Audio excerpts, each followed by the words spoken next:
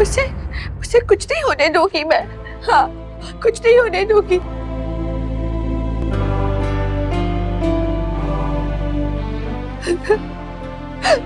कोई बोलो ना नानी को जाके, हाँ, कि उसकी अप्पू जी उससे मिलने आई है। देखना वो तुरंत उठ जाएगा। हाँ आनी, अप्पू दी नहीं, ऐसे नहीं रोते, बस आप प्रार्थना कीजिए। लीजिए, इन्हीं लोगों की कमी थी। बेवकूफों की टोली आ गई है हमें और परेशान करने। एक तरफ दिमाग काम नहीं कर रहा है, दूसरी तरफ इनकी ड्रामेबाजी खत्म नहीं होती। झनक कुछ कम थी क्या? ये लोग भी आ गए। खुद का दिमाग शांत करने की इतनी कोशिश कर रहा हूं मैं, तमाशा करने आ गए हैं लोग। सब लोग देख रहे हैं आसपास किस तरह के लोग हैं हमारे परिवार में, कैसे रिश्तेदार हैं। और अब असलियत शुभो की बाहर आ ही गई। वो रिश्तेदारी सिर्फ उन लोगों के साथ रखना चाहता है जिनका समाज में नाम ऊंचा हो, भले ही उनकी सोच नीचे स्तर की है। इनसे कहो तमाशा बंद करें।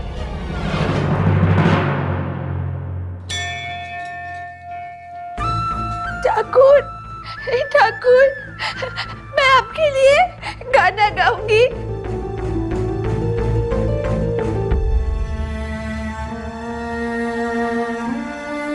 आप प्लीज मेरे भाई को ठीक कर दो मेरे भाई को।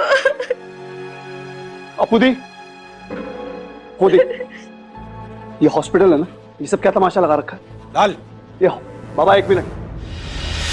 और हॉस्पिटल के कुछ रूल्स एंड रेगुलेशंस होते हैं, आपको दिख नहीं रहा, हम ऑलरेडी बहुत परेशान। और अब जहां लाल अपने बड़े होने का बड़प्पन सबके सामने जताने आ ही गया, वहीं अब बाबलू भी कुछ नहीं बोल पाता अपने ही बेटे को। पर लालौन को अब मंजूर नहीं अप्पू की बेइज्जती किसी से भी। और लालौन, तुम ऐसे क्या खड़े हो? तुम्हारी वाइफ है, ये संभाल नहीं सकते हो इनको? और तुम्हें तो हमने इन्फॉर्म भी नहीं किया था, फिर क्यों लेकर आए इनको यहाँ पे? आपने तो अपनी ड्यूटी निभा दी, तो बस अब अपन अपनी ड्यूटी निभा रहा है।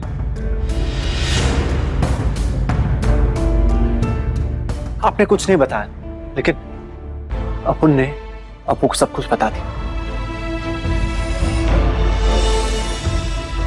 क्योंकि ये जानना उसका हक है।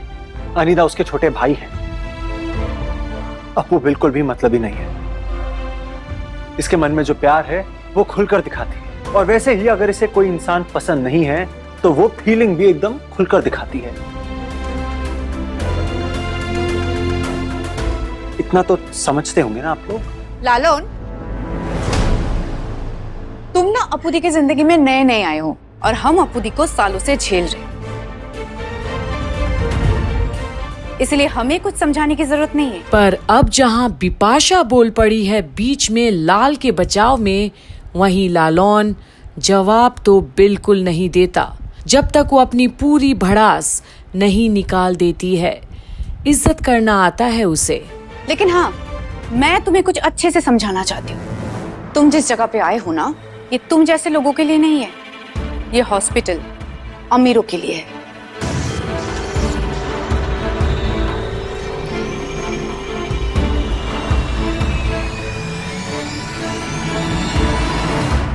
तुम बस्ती से आए हो ना, इसलिए तुमसे तमीज की उम्मीद तो हम नहीं कर सकते,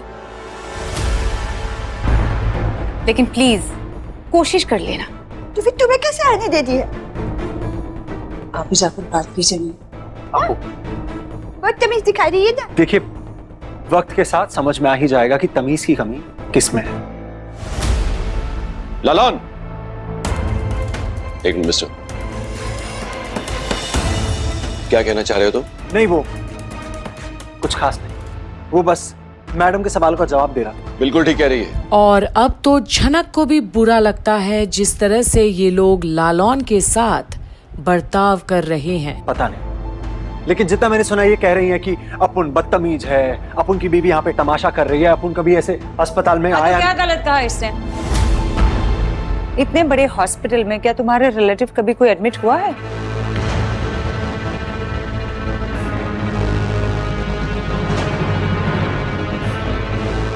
एक बात बताइए, अंदर आपके बेटे का ऑपरेशन चालू है ना, फिर भी आपके दिमाग में ये ऊंच और नीच की बातें घूम रही हैं। Shut up लालौन।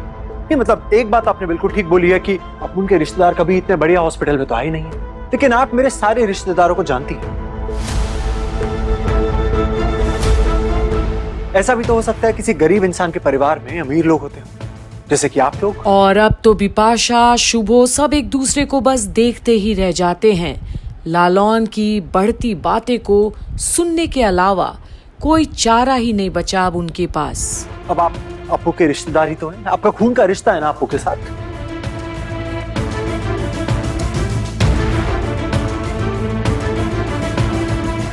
तो कायदे से तो आप अप्पू के भी रिश्तेदार हुए। फिर अब देखिए, आपकी बात का जवाब मिल गया। इतने सारे बड़े और अमीर लोग अप्पू के रिश्तेदार इस अस्पताल में हैं।